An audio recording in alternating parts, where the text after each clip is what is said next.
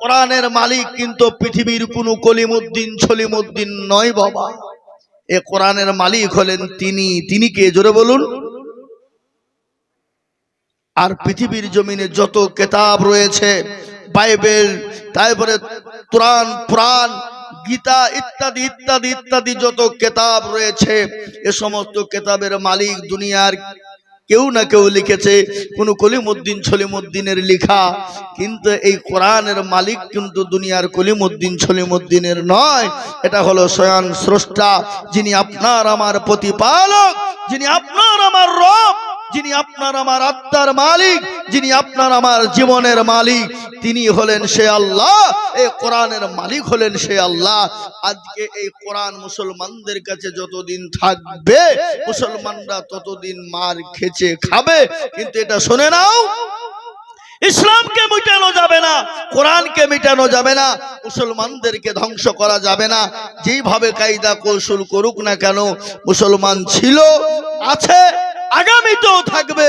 ইসলাম ছিল, আছে, আগামীতেও থাকবে। কিন্তু মুসলমান ইসলামকে শেষ করা যাবে না যতদিন এই কোরআন মুসলমানদের কাছে থাকবে। যুবক বলল, হুজুর আমার ব্রেন খুলে গেছে, আমি বুঝে ফেলেছি আজকে আমাদের ওপরে এত লাঞ্ছিত, অপমানিত, ঘৃণিত, মার খাই কেন। হুজুর এই কোরআন আমাদের মুসলমানদের কাছে যতদিন থাকবে আমি বুঝে ফেলেছি আর আমাদের কোনো ভয় নেই। আজকে আমি এটা বলতে চাই, আজকে যারা আমাদেরকে, মুসলমানদেরকে যারা দেশ থেকে তাড়িয়ে দিতে চায়, বের করে দিতে চায়, শেষ করে দিতে চায়, আমি একটাই কথা বলি, মারনেওয়ালা হলেন তিনি একজন, তিনি হলেন আল্লাহ। জিন্দা রাখনেওয়ালা হলেন আল্লাহ। আল্লাহর উপর ভরসা করে যদি আমরা চলি, পৃথিবীর কোনো ক্ষমতা কারো নেই যে আমাদেরকে পিছে হাঁটিয়ে দিয়ে দেশ থেকে তাড়িয়ে মেরে শেষ করে দিতে পারে। এ বাবা, মারনেওয়ালাকে জোরে বলুন কে? আল্লাহ যদি মারে, পৃথিবীর কেউ আপনাকে বাঁচাতে পারবে? আপনাদের এটা কোন থানা? ইসলামপুর থানা।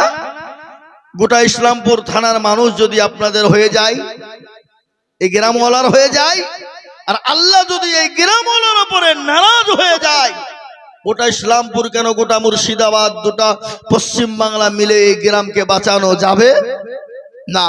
আর এই গ্রামওয়ালার যদি আল্লাহ হয়ে যায়, আর গোটা মুর্শিদাবাদ যদি দেশের বিরোধী হয়ে যায়, আল্লাহ বললেন গোটা মুর্শিদাবাদ কেন, পশ্চিম বাংলা কেন, কেউ তোমাদেরকে বাঁচানোর ক্ষমতা নাই। আজকে বলি, অথচ সেই মুসলমান আজ আল্লাহ চিনে না। আল্লাহ কত বড় দয়ালু। আল্লাহ বলেছেন, কোন বান্দা যদি পাহাড় সমতুল্য গুনাহ করে, একবার যদি আমাকে বলে ইয়া আইয়ুহাল্লাযীনা আমানু তুবু ইলাল্লাহি তাওবাতান নাসুহা, আল্লাহ বললেন বান্দা তুমি তওবায়ে নাসুহা করতে দেরি, আমি আল্লাহ তোমার দোয়াকে মঞ্জুর করতে দেরি নয়। কিন্তু এই জাতি তওবা করে, আবার তওবা করে সঙ্গে সঙ্গে ভেঙে আবার অন্যায় করে, আছে না নাই? জোরে বলুন। কিন্তু আল্লাহ বলেন ইয়া আইয়ুহাল্লাযীনা আমানু তুবু ইলাল্লাহি তাওবাতান নাসুহা। এ মুসলমান, তওবা করার পর তওবাকে আমরা তড়িয়ে দিই, ভেঙে দিই, সে তওবা আল্লাহর দরবারে কবুল হবে না। আসুন আমরা এই জীবনে জিন্দেগিতে আমরা ইনশাআল্লাহ আল্লাহর বান্দেগি করব। নামাজ আল্লাহর বড় হুকুম। আল্লাহ কোরআনে বলেছেন, ওয়া মা খালাকতুল জিন্না ওয়াল ইনসা ইল্লা লিয়াবুদুন। আল্লাহ বললেন বান্দা, আমি তোমাদেরকে বানিয়েছি আমার ইবাদত, আমার বান্দেগি, আমার দ্বীন, আমার আইন, আমার কানুন, আমার বিধানের উপরে চলো। কিন্তু এই জাতি মসজিদ চিনে না, এ জাতি কোরআন চিনে না, এ জাতি মাদ্রাসা চিনে না, এ জাতি আল্লাহর হুকুম মানে না। এই জাতি দুনিয়ার জমিনে মনে মনে করছে আমরা এই দুনিয়াতে সারা জীবন জিন্দেগি অমর হয়ে থাকবো। আমি তাদেরকে বলবো, বন্ধু, তোমার পূর্বপুরুষ, তোমার দাদা দাদি, নানা নানি, তার দাদা যারা চলে গেছে, একবার তাদের দিকে লক্ষ্য করো। তোমাদের মতনই তারা ঘুরেছে, ফিরেছে, খেয়েছে, উঠেছে, বসেছে। ওরা যেমন চলে গেছে, তোমাকেও চলে যেতে হবে, আমাকেও চলে যেতে হবে। এ মুসলমান, আল্লাহওয়ালা, দিনওয়ালা, ইমানওয়ালা, কিন্তু আজকে মুসলমান দুঃখের বিষয়, আমি প্রায় জায়গাতে কথাটা আপনাদেরকে বলি, আমরা শুনেছেন আমার বক্তব্য, প্রায় জায়গাতে বলি আমাদের দেশের মানুষ 98% মুসলমান নামাজ আদায় করে না, পড়ে না, পড়তে চায় না, মন চায় না, মন বুঝে না। এরকম আছে না নাই? জোরে বলুন। কয়জন পড়ে? 2 জন বেশি, বেশির বেশি হিসাব করুন। কিন্তু মহতারাম বুজুর্গ দোস্ত, তো যে 2 জন নামাজ পড়ে, 2 জনের নামাজের ভিতরে গোলমাল আছে। কি মনে হয় যে 2 জনের নামাজ হয়ে যায় নাকি? 20 বছর 25 বছর ধরে নামাজ পড়ে, এখনো পর্যন্ত আত্তাহিয়াত দুরূদ শরীফ জানে না, দোয়া কুনুত দোয়া মাসুরা বোঝে না। আমি একজনকে জিজ্ঞাসা করে বলছি, আপনি কতদিন নামাজ পড়েন? বলে 25 বছর। তো দোয়া কুনুতটা বলেন তো। বলছে হুজুর দোয়া কুনুত কি তা তো জানিনি। তাহলে আপনি বেতের নামাজ কি করে পড়েন? বলে যে কুল দিয়ে চালিয়ে দিই। 25 বছর ধরে নামাজ পড়ে। আমার সীতানগর গ্রামের একজন মুরব্বী মারা গেছে, আল্লাহ তাকে জান্নাতবাসী করুক। 127 বছর বয়সে তিনি মারা গেলেন। আমরা তখন তালবে ইলম ছাত্র জামানায় পড়তাম। আমরা তখন তালবে ইলমরা মানে তখন একটা টান ছিল মসজিদের দিকে, আজান দিতে দিবে, গজল বলতে বলবে, এটা আনন্দ লাগতো। তখন মসজিদের দিকে আমরা খুব ছুটতাম। এখন আমরা হয়তো মসজিদে যেতে পারি না, সময় হয় না, টাইম হয় না, কিন্তু যখন টাইম পাই তখন মসজিদে যাই। কিন্তু শোনালেন, তা আমরা তখন খচ্চর ছিলাম তালবে ইলম অবস্থায়। অধিকাংশ তালবে ইলমরা দেখবেন খচ্চর হয়, কিন্তু এটা খচ্চর হলেও আল্লাহ তাদের পিছনে রহমতের বিছানা বিছিয়ে দেয়। বুঝতে পারলেন না? পারলেন না? তারা যদিও গুনাহ করে ফেলে, আল্লাহর কাছে ক্ষমা সঙ্গে সঙ্গে চাইলে আল্লাহ তাদেরকে মাফ করে দেয় তালেবে ইলম অবস্থায়। কেন? ওরা তো কোরআন নিয়ে পড়ে থাকে, হাদিস নিয়ে পড়ে থাকে সব সময় তালেবে ইলমরা। একটা কথা আপনাদেরকে বলি শোনেন, শয়তান একদিন রূপ ধরে এসেছে বাবা, আল্লাহর রূপ ধরে এসেছে, দিয়েছে, বুঝছে চলো তোমাকে তোমাকে দিদারে নিয়ে যাব। তো লোক আছে 3 জন, কিন্তু গাধাতে উঠবে 2 জন। তো তালবে ইলমরা তো একটু চালাক মাল বাবা, গাধা বলছে তাহলে 3 জন আমরা কোথায় যাব, কিসে যাব? 2 জনই তো টাকা লোড, তাহলে আমরা কোথায় কি করব? তালবে ইলম বলছে সময় শোন, সুযোগ বুঝতে পারছিস না, দাঁড়া। বাড়ির মাদ্রাসার ভিতর থেকে একটা বাস লিখেছে বাবজি, একবারে গাধার পাছা সোজা চালিয়ে দিয়েছে, দিয়ে একবারে ওখানে উঠতে যাবে। গাধা তো কোনো বলছে আরে সর্বনাশ করেছে, আমি যা শয়তান আছি এর থেকে 3 নম্বর শয়তান হলো তালেবে ইলমরা। কি বুঝলেন? গাধা শয়তান পর্যন্ত তালেবে ইলমদেরকে ভয় করে। তো মুহতারাম, তো আমি একে জিজ্ঞাসা করছি, চাচা আপনি নামাজ কতদিন পড়েন? বলে আমি 27-28 বছর ধরে পড়ি। আপনার বয়স কত হলো? বলে 127 ধরো। তো একটু আত্মাহাতুটা বললে হতো না? দোয়া সানাটা বললে হতো না? বলে হুজুর এখন তো বলবো না। ঠিক বলবো। তাহলে কখন? বলে এশারে। বলে তাই হবে। ও মাল এশারে আইলো না, ও দেখতে গেলে ধরবে। এশারে না, আবার ফজরে নামাজ পড়ে যে আসসালামু আলাইকুম আসসালামু আলাইকুম আকাবি করে দোয়া টোয়া বাদ দিয়ে উঠে পালাচ্ছে। বলে দাদু চাচা দাঁড়ান, ওই আপনি বলবো বললেন যে? তো বলছে হা বাপ, কোন সানা, আলো সানা না ডাল সানা? আমি বললাম হাই হাই হাই, এখনো আর কি যায়নি? তো বলছে বাপ আমি জানি না। এই হাল আমাদের, যারা আমরা নামাজ পড়ি 2% মানুষ, 1% লোক এখনো পর্যন্ত আত্তাহিয়াতু দুরূদ শরীফ দোয়া কুনুত দোয়া মাসুরা ইন্না তাইনা কুল দিয়ে চালিয়ে দেয়। নামাজটা তাদের ঠিক মতন হয় না, রুকু সিজদা ঠিক করে হয় না। আমরা যদি ওই রকম নামাজ পড়ি, কাল কিয়ামতের দিন সর্বপ্রথম আল্লাহর কাছে আল্লাহ ডাকবে, এই চোরেরা এক জায়গায় হয়ে যাও, আলাদা হয়ে যাও। যারা দুনিয়ার জমিনে হাসিয়া লাঠি ঝাঁটা বারণ সাইকেল ইত্যাদি ইত্যাদি চুরি করতো, মোবাইল ইত্যাদি, চোর গলা সব একদিকে যাবে। আল্লাহ বলছে তোমরা কি চুরি করেছো? বলে আল্লাহ মোবাইল। তুমি? বলে আমি সাইকেল। বলে তুমি কি? বলে আমি ঝাঁটা চুরি করেছি। বলে তোমাদেরকে বলিনি। বলে কাদেরকে ডেকেছেন? বলে ওই সমস্ত চোর যারা নামাজ পড়তে গিয়ে নামাজে চুরি করেছে। আজকে আমাদের ভিতরে নামাজ পড়তে গিয়ে নামাজ চুরি করে না? করে না? জোরে বলুন আল্লাহু আকবার। শুরু করলাম আমরা সূরা ফাতিহায় বলতে পারিনি, 1 রাকাত হয়ে গেল। কি নামাজ গো? বলছে হুজুর এটা 5G চলছে, 5G নামাজ। এ বাবা, এই আল্লাহর কাছে 5G নামাজের কোনো কাজ নেই। আল্লাহর কাছে ওই নামাজ সবথেকে গ্রহণীয়, গ্রহণযোগ্য। এমন করে নামাজ পড়বেন আল্লাহকে আপনি দেখতে পান, নয়তো আল্লাহ আপনাকে দেখতে পায়। আপনি যদি আল্লাহকে দেখতে না পান, অবশ্যই আল্লাহ আপনাকে অবশ্যই দেখতে পায়। জোরে বলুন পায় কিনা? এই কথা বলেন। আপনি আমি নামাজ পড়বো, কেউ দেখতে পাবে না, কিন্তু আল্লাহ দেখতে পায়। আমি কি নামাজ পড়ছি আর কি পড়বো, কোন নামাজ পড়ছি আর পড়ছি না, কেউ বলতে পারবে না, কিন্তু আল্লাহ বলেন আমি বান্দা সব জানি। শোনো ও বান্দা, তুমি নামাজ পড়বা, এমন করে নামাজ পড়ো, ধীরে সুস্থে নামাজ পড়ো, আমি আল্লাহ তোমার নামাজ কবুল করব। কিন্তু আমাদের নামাজ ডান দিকে বাম দিকে সালাম করতে দেরি, মৌলবি যদি তাসবিহ পড়তে দেরি হয়, দোয়া করতে দেরি হয়, পেছন থেকে গলায় খেকারি দিয়ে দোয়া শুরু করতে বলা হয়। কি বুঝলে ভাই? না আছে না কারো যদি কাঁদ থাকে, এই সত্তলা গ্রামের লোক শুক্রবারের দিন ইমাম সাহেব যদি একটু লম্বা করে কেরাত ধরে, আর কেউ যদি মনে করছে জুম্মাপুরি ইসলামপুর যাব, তো পেছন থেকে বারংবার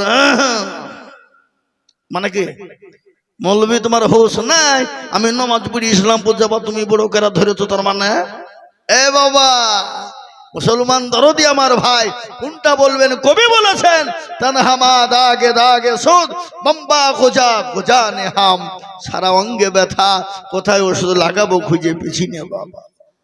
আমাদের জীবনে জিন্দেগিতে বন্দেগি নাই, নামাজ নাই, রোজা নাই, কুরবান নাই, কোরআন নাই। এই যে রমজান মাস গেল, আমাদের দেশের যুবকরা রাত জাগার নাম করে মোবাইলে ফ্রি ফায়ার খেলছে। এই একই করছি রে, বলে হুজুর রাত জাগছি, মোবাইলে ফ্রি ফায়ার খেলে রাত জাগা হয়েছে? এটা শুনলে মুখরা জাগা পাও না? মোবাইলে মসজিদে বসে বসে ফ্রি ফায়ার আর পাবজি গেম চলছে। কি বলবেন আপনি? কোথায় যাবেন আপনি? ধর্মটা ইসলামটাকে আমরা কোন জায়গায় পৌঁছে দিয়েছি? আমরা মসজিদ মাদ্রাসা মানি না, আমরা ভালো জায়গা বুঝি না, মোবাইল চালাতে মোবাইল পেয়েছি মনে করছি আমরা কি না হুনুরে। এরকম আছে না? নাই জোরে বলুন। মুসলমান দরদি আমার ভাই, এ জীবনে এ না করিলাম বন্দেগি, গুনাহ করে কাটাইলাম জিন্দেগি, গুনাহ করে কাটাইলাম জিন্দেগি, তোবা করে আবার তোবা ভাঙ্গিলাম, অবশেষে খাটি তোবা করিলাম, অবশেষে খাটি তোবা করিলাম, সকলেরই দরজা হইতে ফিরিয়া আপনারও দরজায় রইলাম পড়িয়া, আপনারও দরজায় রইলাম পড়িয়া। এত গুনাহ করছি আমরা জীবনে, ক্ষমা করো মাবুদ আল্লাহ, বান্দারে ক্ষমা করো মাবুদ আল্লাহ, বান্দারে তুমি যদি ক্ষমা না করো এ বান্দারে, বলো তো বান্দা যাবে কার দ্বারে, বলো তো বান্দা যাবে কার দ্বারে। এ মুসলমান দরদি আমার ভাইরা, আজকে আমাদের নামাজ নাই, রোজা নাই, কুল নাই, কলমা নাই, উত্তর দক্ষিণ কিছু নাই, আজকে আমাদের নাকি নাই, আজকে আমাদের জীবনে গুনার শেষ নাই। এত গুনাহ করেছি বাপরে, আল্লাহর কাছে ক্ষমা চাই, আমাদের দোয়া কবুল হয় না। আল্লাহর কাছে আমরা দোয়া চাই, আল্লাহ আমাদের দোয়া মঞ্জুর করে না। আমরা যত দোয়া করি আল্লাহ আমাদের দোয়াকে মুখ ফিরিয়ে নেই বাবা, আমাদের দোয়া আল্লাহ কবুল করতে চাই না। আজ আমি আপনাদেরকে বলে যাই বাবা, আজকে আমাদের সমাজ, আমাদের দেশ, আমাদের দেশ, আমাদের গ্রাম, আমাদের পাড়া প্রতিবেশী আজকে কোন জায়গায় চলে গেছে শুনলেন? আজকে কোনো ব্যক্তি যদি মদ খেয়ে মসজিদে যায়, তাকে মসজিদ থেকে আমরা বের করে দিই দূর দূর করে। কোনো ব্যক্তি যদি গেঁজা খেয়ে মসজিদের ভিতরে ঢুকে যায়, আমরা তাকে মেরে ধরে ঘাড়ে ধাক্কা দিয়ে, গলা ধাক্কা দিয়ে বের করে দিই। কিন্তু বাপ, মদখোরের থেকে, গেঁজাখোরের থেকে বড় হারামখোর মসজিদের সামনে কাতারে বসে থাকে। আছে না? এই আছে না? না জোরে বলুন। মদখোর, গেঁজাখোরের থেকেও বড় হারামখোর মসজিদের সামনে কাতারে বসে।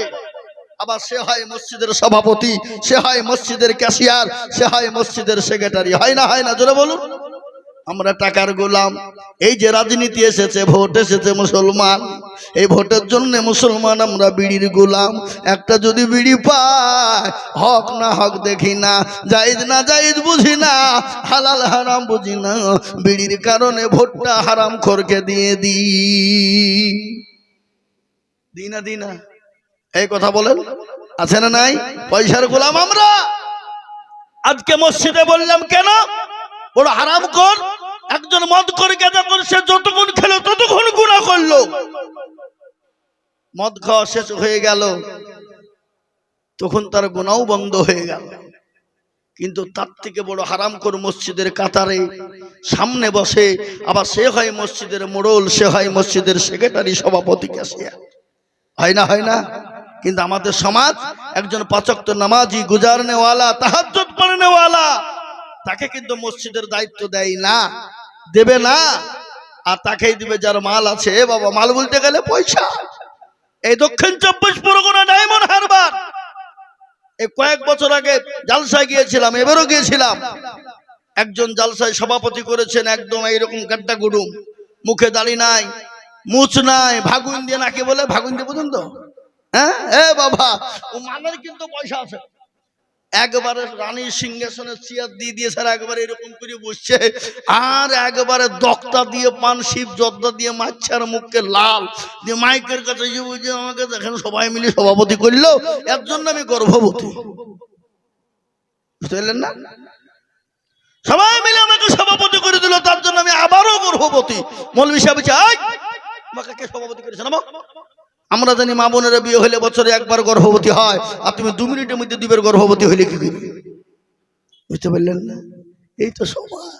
আজকে আমাদের দেশে মদখোর, গেঁজাখোর মসজিদে ঢুকলে তাকে গলা ধাক্কা দিয়ে বের করে দেয়। কিন্তু সুদখোর, ঘুষখোর, জেনাখোর, বাপের জমি লিখে নেয়, হক নষ্ট করে দেয়, সে হচ্ছে মসজিদের কাতারের প্রথম মুসল্লি।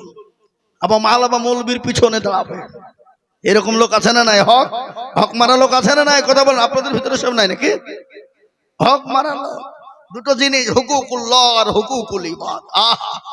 কেউ যদি আল্লাহর হক নষ্ট করে, আল্লাহ তাকে ইচ্ছা করলে মাফ করে দিতে পারে। আল্লাহর হক কি? আপনি কোনো কারণে নামাজ পড়তে পারলেন না, কোনো কারণে রোজা করতে পারেননি, আল্লাহ ইচ্ছা করলে আপনাকে মাফ করে দিতে পারে। পারে না? পারে না? আপনারা মনে করেন না যে আইজুল মৌলবী নামাজ পড়তে মানা করেছে? না, মানা করিনি আমি, না, বললে হবে না। এক বাউল আমাকে প্রশ্ন করছে, হুজুর আপনি জানেন না আল্লাহ বলেছে নামাজ পড়তে হবে না, নামাজ পড়া নিষেধ, আর আপনি নামাজ পড়া লেগে ডাকছেন তার মানে? বলে হুজুর আল্লাহ কোথায় নামাজ পড়তে মানা করলো গো? বলে কেন জানেন না? ইয়া আইয়ুহাল্লাযীনা আমানু লা তাকরাবুস সালাহ, এই ইমানদার, নামাজ তো পড়তে যাবেই না, নামাজের নিকটবর্তী হয়ও না। খালি মানুষকে আপনারা নামাজের জন্য ডাকছেন তার মানে? আমরা মনে হয় কিছু বুঝিনি নাকি? আল্লাহ নিজে বলেছে, ইয়া আইয়ুহাল্লাযীনা আমানু লা তাকরাবুস সালাহ, খবরদার তোমরা নামাজ পড়ো না, নামাজের নিকটবর্তী যেও না। আমি তাকে বলছি, হ্যাঁ কথা তো ঠিক, কিন্তু পরে কি বলেছে আল্লাহ? বলো আমি জানিনি, আমি জানিনি। প্রথম পড়ার বাজারে একজন আমাকে জিজ্ঞাসা করছে, হুজুর আপনি জানেন আল্লাহ কোরআনে বলেছে জর্দা খাওয়া হারাম? আমি যে কোরআনে আল্লাহ বলেছে জর্দা খাওয়া হারাম, কোথায় আছে? বলছে সূরা মাইদা কত নম্বর আয়াত? বলে অমুক নম্বর আয়াত। হারাম করে মোবাইল বের করে যে সূরা মাইদা বের করে কত নম্বর বললে? বলে এই নম্বর। পড়ো ধানে কোন জায়গা লেখা আছে? তো বলছে হুজুর আমি পড়তে পারিনি। ও পড়তে পারে না কিন্তু নাম্বার জানে। বুঝতে পারলেন? এরকম লোক আছে না নাই? কথা বলেন, আছে না নাই? আছে। এ মুসলমান দরদি আমার ভাইয়েরা, ইসলামটাকে নিয়ে মুরলি করার জন্য আজকে বহুজনা উঠে পড়ে লেগেছে। কোরআনকে হাদিসকে নিয়ে বহুজনা মুরলি করার জন্য, নেতাগিরি করার জন্য উঠে পড়ে অনেকেই লেগেছে। দুদিন বাংলা পড়ে নিয়ে দুদিন তাবলিগ জামাতে গিয়ে বলছে বহুত কিছু শিখে নিয়েছে। মুফতি মঈনুদ্দিন সাহেব রহমতুল্লাহ আলাইহি জালিলিয়া মাদ্রাসা যিনি বক্তব্য দিয়ে গেলেন, তিনার ওই মাদ্রাসায় উনি আমার উস্তাদ ছিলেন, বড় বড় মুফতি সাহেব, দারুণ মানুষ, ভালো মানুষ। আল্লাহ ওনাকে জান্নাতবাসী করুক। কোনদিন কারো সামনে জোরে কথা বলতে আমরা, আমাদের পড়ার জীবন আমরা দেখিনি। কারোর সঙ্গে উচ্চ স্বরে কথা বলতেন না।